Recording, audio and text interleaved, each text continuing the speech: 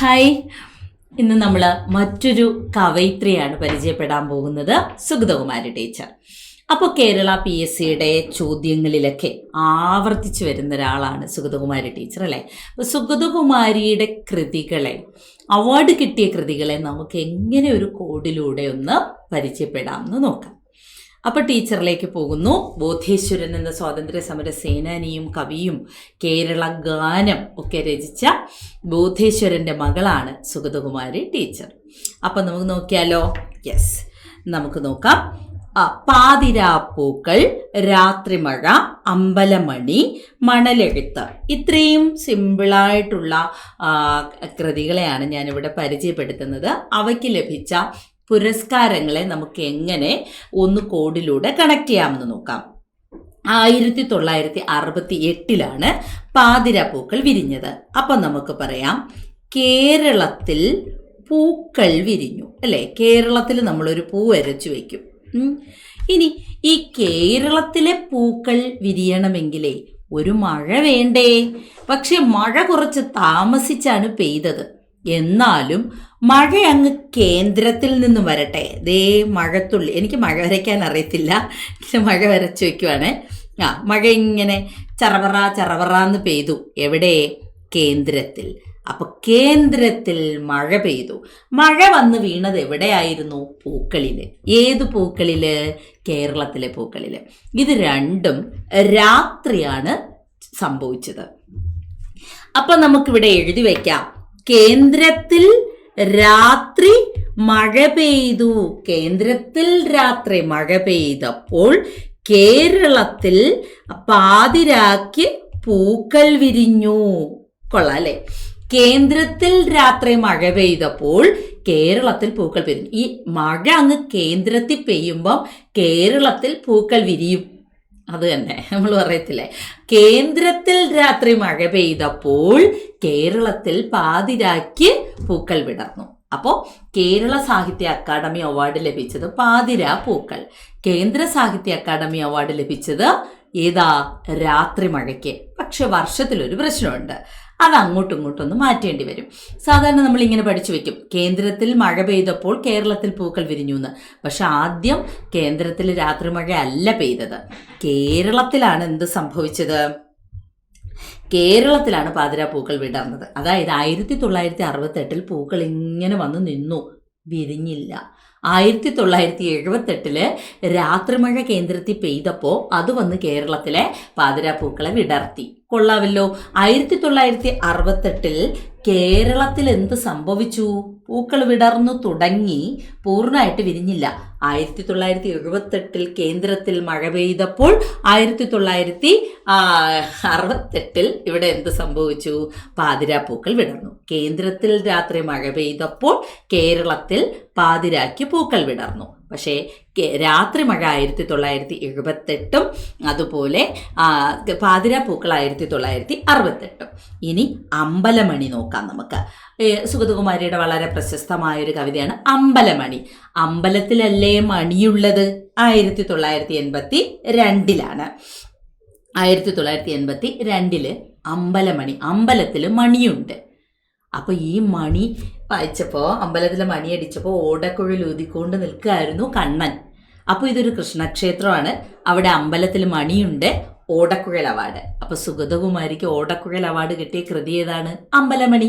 അമ്പലത്തിലല്ലേ മണിയുള്ളത്, അവിടെയല്ലേ ഓടക്കുഴലൂതുന്ന കൃഷ്ണനുള്ളത്. Connect ചെയ്യാൻ പറ്റും.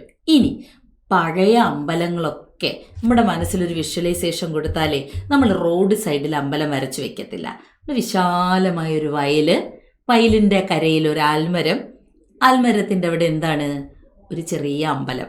വയല് കഴിഞ്ഞ് ആൽമരം, ആൽമരത്തിൻ്റെ അടുത്ത് അമ്പലം. അങ്ങനെയൊക്കെയല്ലേ സിനിമകളിലൊക്കെ നമ്മൾ കണ്ടിട്ടുള്ളത്. സത്യനന്ദിക്കാടിൻ്റെ സിനിമയിലൊക്കെ മനോഹരമായ പച്ചപ്പുള്ള വയലേലകൾ, നടുവിലൂടെ ഒരു വരമ്പ്, അതിലൂടെ ചെന്ന് കയറുമ്പോൾ ഒരു ആൽമരം, അവിടെ ഒരു കുഞ്ഞമ്പലം, അമ്പലത്തിനപ്പുറത്തൊരു വലിയ കുളം. ഇതൊക്കെയല്ലേ നമ്മുടെ വിഷ്വലൈസേഷനിലുള്ളത്. അപ്പോൾ വയല് കഴിഞ്ഞ് അമ്പലം, വയലാർ അവാർഡും അമ്പലമണിക്കായിക്കോട്ടെ. സെറ്റല്ലേ? അപ്പോൾ രാത്രി മഴ കേന്ദ്രത്തിൽ പെയ്തു, പാതിരാപ്പൂക്കൾ കേരളത്തിൽ വിരിഞ്ഞു. വർഷത്തിൽ മാത്രം വ്യത്യാസം. രാത്രി മഴയ്ക്ക് 78, പാതിരാപ്പൂക്കൾക്ക് 1968. ഇനി ഓടക്കുഴല് അമ്പലമണി. അമ്പലമണി എന്ന കവിതയ്ക്ക് ഓടക്കുഴൽ പുരസ്കാരം 1982. വർഷം നമ്മളൊന്ന് ബൈഹാർട്ട് ചെയ്താൽ മതി. ഇനി വയലാർ അവാർഡ് കിട്ടിയ കൃതി ചോദിച്ചാൽ വയല് കടന്ന് അമ്പലം, അമ്പലത്തിലൊരു അമ്പലമണി. അപ്പോൾ വയലാർ അവാർഡും ഓടക്കുഴൽ അവാർഡും ലഭിച്ച കവിത ഏതെന്ന് ചോദിച്ചാൽ പലവട്ടം PSC ചോദ്യമായിട്ട് വന്നിട്ടുള്ളതാണ്. സുഗതകുമാരിയുടെ ഓടക്കുഴൽ അവാർഡ് കിട്ടിയ കവിത അമ്പലമണി, സുഗതകുമാരിയുടെ വയലാർ അവാർഡ് കിട്ടിയ കവിത അമ്പലമണി. ഇനി തെറ്റില്ലല്ലോ. വയല് കടന്ന് അമ്പലം, അമ്പലത്തിൽ അമ്പലമണി, ഓടക്കുഴൽ ഊതി നിൽക്കുന്ന കണ്ണൻ, ആ കണ്ണന്റെ അമ്പലത്തില് അമ്പലമണി. ഓക്കേ, ശരി. ഇനി നമുക്ക് നോക്കാം 2006. അപ്പോൾ ഈ വർഷങ്ങൾ 68, 78, 82, 84 ഓർഡറിൽ പഠിച്ചു വെച്ചാൽ മതി. ഇനി നമുക്ക് ഇത് സുഗതകുമാരിക്ക് പത്മശ്രീ പുരസ്കാരം 2006 പത്മശ്രീ പുരസ്കാരം. പിന്നെ സുഗതകുമാരിയെക്കുറിച്ച് ഓർത്തു വെക്കേണ്ട ഒരു കാര്യമാണ് വൃക്ഷമിത്ര അവാർഡ്. അത് നമുക്കറിയാമല്ലോ. മരം മുറിക്കാനൊക്കെ ശ്രമിക്കുമ്പോൾ സുഗതകുമാരി അവിടെ പോയി മരത്തെ ഇങ്ങനെ കെട്ടിപ്പിടിച്ച് നിപ്പുണ്ട്. അപ്പോൾ വൃക്ഷമിത്ര അവാർഡ് കിട്ടിയത് ആർക്കെന്ന് ചോദിച്ചാൽ, അതായത് പ്രകൃതിക്കും പ്രകൃതിയിലെ ജീവജാലങ്ങൾക്കും മരങ്ങൾക്കും ഒക്കെ വേണ്ടി ജീവിച്ച കവയിത്രിയായിരുന്നു സുഗതകുമാരി ടീച്ചർ. എൻ്റെ ജില്ല തിരുവനന്തപുരമാണ്. തിരുവനന്തപുരത്തിനടുത്ത് പേയാട് എന്ന് പറയുന്ന സ്ഥലത്ത് അഭയ എന്ന് പറയുന്ന ഒരു സെൻ്ററുണ്ട്.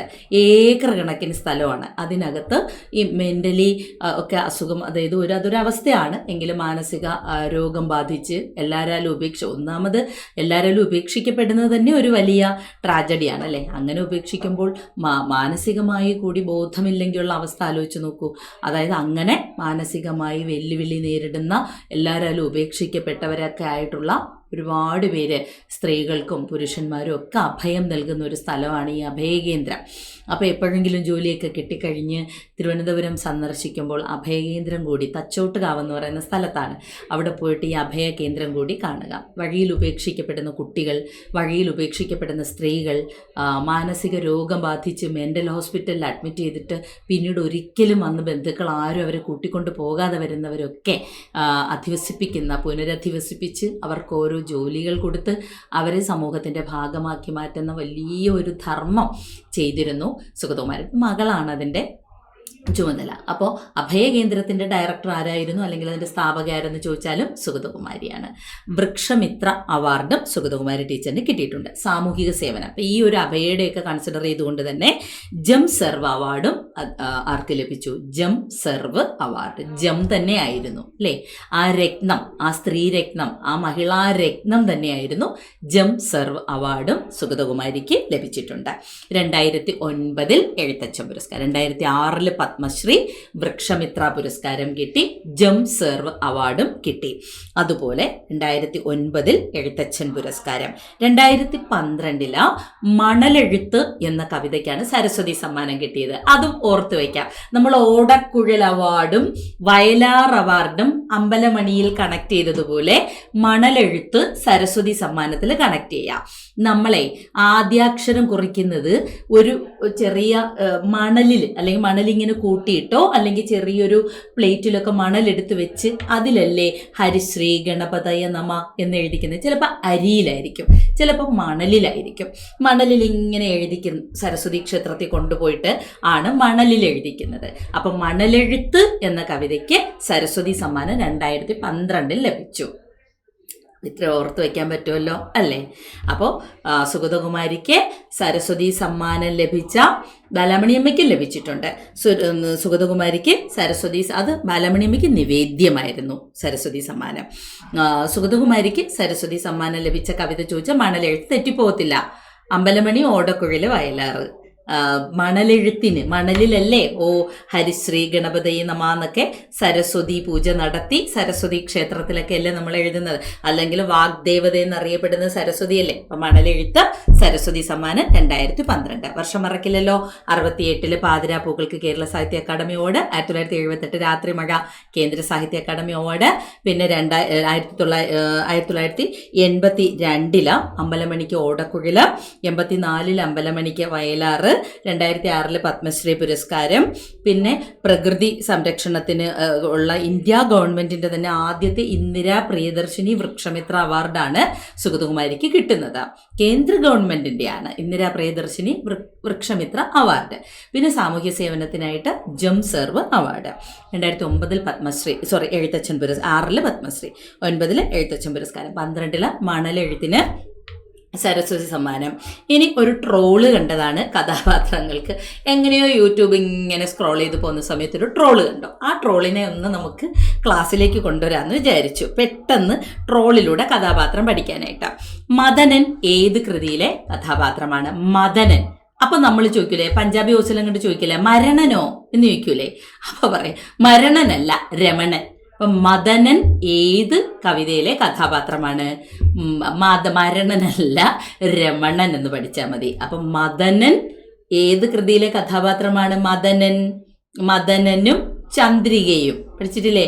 കാനന ഛായയിലാടുമേക്കാൻ, രമണനിലെ വരികളാണ്, ചങ്ങമ്പുഴയുടെ രമണനിലെ വരികളാണ്. അപ്പം ചോദിച്ചിട്ടുണ്ട് മദനൻ ഏത് കവിതയിലെ വരികളാണ്? മദനനും ചന്ദ്രികയും.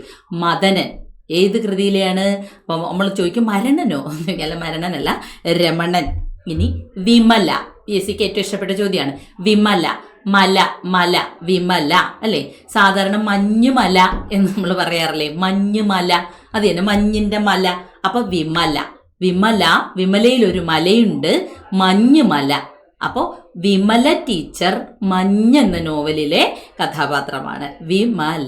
വിമലയിലും മലയുണ്ട്, മലയിലും മലയുണ്ട്. അപ്പൊ മഞ്ഞ് എന്ന നോവലിലെ കഥാപാത്രമാണ് വിമല. ഇനി സുധീർ കുമാർ മിശ്രയും അമർ സിംഗും മഞ്ഞത്ത് നിന്ന് പാടി. അപ്പൊ ഈ അമർ സിംഗ് എന്ന് പറഞ്ഞാൽ പാടുകയല്ലേ? Amar Singh a song. എവിടെ നിന്ന്? മഞ്ഞിൽ നിന്നുകൊണ്ട്. അമറിന്റെ കൂട്ടുകാരനായിരുന്നു സുധീർ. അമറിലും ഇറുണ്ട്, സുധീറിലും ഇറുണ്ട്. അപ്പോൾ സുധീർ കുമാർ മിശ്രയും അമർ സിംഗ് എന്ന് പറഞ്ഞാൽ പാടുക എന്ന് ഇംഗ്ലീഷിലൊരു അർത്ഥമുണ്ട്. അപ്പം അമറും സുധീറും ചേർന്ന് സിംഗ് ചെയ്യായിരുന്നു. എവിടെ നിന്ന്? മഞ്ഞത്ത് നിന്ന്. അപ്പൊ വിമല, മഞ്ഞുമല, മഞ്ഞ്. സുധീർ കുമാർ മിശ്രയും അമർ സിംഗും മഞ്ഞിൽ നിന്ന് പാടുകയായിരുന്നു. മഞ്ഞിലെ കഥാപാത്രങ്ങളാണ് വിമല ടീച്ചർ, സുധീർ കുമാർ മിശ്ര, അമർ സിംഗ്. ഓക്കെ അല്ലേ? ഇനി ചേതന ഏതു നോവലിലെ കഥാപാത്രമാണ്? KR മീരയുടെ ആരാച്ചാർ. ചേതന എന്ന പദത്തിന്റെ അർത്ഥം ജീവനാണ്. ആരാച്ചാരുടെ ജോലി എന്താണ്? കുറ്റവാളികളുടെ ജീവൻ എടുക്കുക. വധശിക്ഷയ്ക്ക് വിധിച്ച ആളിന്റെ ജീവൻ എടുത്തുകൊണ്ട് പോവുകയാണ്. അപ്പൊ ചേതന ഏത് നോവലിലെ കഥാപാത്രം? ആരാച്ചാർ കാരണം ചേതന അറ്റു കുറ്റവാളിയുടെ. ജീവൻ എന്നുള്ള അർത്ഥം. ഓക്കെ അല്ലേ? ഇനി നമ്മൾ കോഡൊന്നും ഇല്ലാതെ തന്നെ PYQ ആയിട്ട് PSC ചോദിച്ചിട്ടുള്ള കുറച്ച് കഥാപാത്രങ്ങളെ കൂടി പരിചയപ്പെടുത്തുന്നു. നോക്കാം നമുക്ക്. കുന്തൻ മരുഭൂമികൾ ഉണ്ടാകുന്നത്, അതായത് ആരുടേതാണ് കുന്തൻ എന്ന് പറയുന്നത്? കുന്തൻ നിങ്ങൾക്കറിയാം. കുന്തൻ എന്ന് പറയുന്നത് ആനന്ദിന്റെ, P സച്ചിദാനന്ദൻ ആനന്ദിന്റെ നോവലാണ് മരുഭൂമികൾ ഉണ്ടാകുന്നത്. അതിൽ സുപ്രധാന കഥാപാത്രമാണ് കുന്തൻ. കാർത്തി സൂഫി പറഞ്ഞ കഥ, KP രാമനുണ്ണിയുടെ സൂഫി പറഞ്ഞ കഥ എന്ന നോവലിലെ കഥാപാത്രമാണ് കാർത്തി. MDയുടെ അസുരവിത്തിലെ കഥാപാത്രം ഗോവിന്ദൻകുട്ടി. ഓടയിൽ നിന്ന് ആരുടെ? P കേശവദേവിന്റെ ഓടയിൽ നിന്ന് പപ്പു, ലക്ഷ്മി. പപ്പു മാത്രമല്ല, ലക്ഷ്മിയും ഉണ്ട്. ഇനി രവി, അപ്പുക്കിളി, പിന്നെ മൈമുന. രവി, അപ്പുക്കിളി, മൈമുന. ഖസാക്കിന്റെ ഇതിഹാസം, OV വിജയന്റെ ഖസാക്കിന്റെ ഇതിഹാസം. ഭ്രാന്തൻ വേലായുധൻ MDയുടെ തന്നെ ഇരുട്ടിന്റെ ആത്മാവ്. അപ്പൊ ഞാനിവിടെ ആനന്ദ എഴുതിയിടുവാണേ. ആനന്ദ, KP രാമനുണ്ണി എഴുതിയ ആളിന്റെ പേരുകൂടി ജസ്റ്റ് ഒന്ന് നോട്ട് ചെയ്തു പോകുന്നു. MT, P Kesavadev, OV Vijayan. Okay, OV Vijayan. ഇരുട്ടിന്റെ ആത്മാവ് MT. ഇനി മല്ലനും മാരയും നെല്ല്, P വത്സല അല്ലെ? P വത്സലയുടെ നോവലാണ് നെല്ല്. മല്ലനും മാരയും. അപ്പം ഈ മല്ലനും മാരയും വയനാടിലെ ആദിവാസി സമൂഹത്തിന്റെ കഥയല്ലേ പറഞ്ഞത്? അവിടെ ഇങ്ങനെ നെല്ലെന്ന് പറയുന്ന സിനിമയിലെ പാട്ടല്ല, എങ്കിലും ഇങ്ങനെ ഓർത്താൽ മതി. ഏനറിയില്ല ഏനറിയില്ല ഏഴിമല കാട്ടിലെ മലങ്കുറവാ. അതൊന്ന് ഓർത്തിരുന്നാൽ മതി. എനിക്കൊന്ന് ഈ നെല്ലില് തന്നെ എന്നാണ് തോന്നുന്നത് കേട്ടോ. തന്നെ എന്നാണ് തോന്നുന്നത്. എന്തായാലും മല്ലനും മാരയും കൂടെ ഇങ്ങനെ പാടി നടക്കുന്നതായിട്ട് ഓർത്തു വയ്ക്കാം. പി വത്സലയുടെ നെല്ല്, മല്ലൻ മാര. ഇനി രഘു, രഘു അമ്മാഞ്ചി, രഘു അമ്മാഞ്ചി വേരുകൾ, മലയാറ്റൂർ രാമകൃഷ്ണന്റെ വേരുകൾ എന്ന നോവലിലെ കഥാപാത്രങ്ങളാണ് രഘുവും അമ്മാഞ്ചിയും. തോട്ടിയുടെ മകൻ, തകഴിയുടെ തോട്ടിയുടെ മകൻ എന്ന നോവലിലെ കഥാപാത്രമാണ് ചുടലമുത്തുവും മോഹനനും ചുടലമുത്തുവും തോട്ടിയുടെ മകൻ. തോട്ടിപ്പണി ചെയ്യുന്ന അച്ഛൻ്റെയും മകൻ്റെയും, മോഹനൻ അച്ഛനും ചുടലമുത്തു മകനുമാണ്.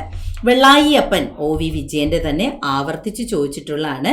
അച്ഛൻ അപ്പനും അച്ഛനും ഒന്ന് തന്നെയല്ലേ. അപ്പൊ അപ്പൻ ഇങ്ങനെ കടൽ തീരത്തിരുന്ന് മകന് ശ്രാദ്ധം മുട്ടുന്ന കഥയാണിത്, നോവലല്ല. OV വിജയന്റെ കടൽ തീരത്ത്. ഓക്കെ അല്ലേ? അപ്പൊ നമ്മൾ ഇത്രയും കഥാപാത്രങ്ങൾ കൂടി പരിചയപ്പെട്ടു. അപ്പോൾ ഓക്കെ, ഒന്നുകൂടി സെറ്റാക്കി സുഗതകുമാരിയെയും പിന്നെ ഈ PYQ ആയിട്ടുള്ള കഥാപാത്രങ്ങളെയും ഓർത്ത് വയ്ക്കുക. ഓക്കെ.